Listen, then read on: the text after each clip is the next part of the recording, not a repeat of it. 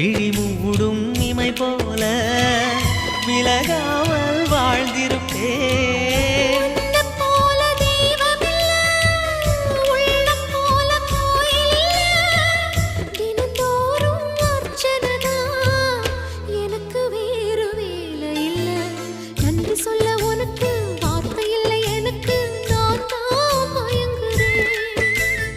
என்னுடைய மனச தந்து விட்ட பிறகும் ஏம்மா கலங்குற?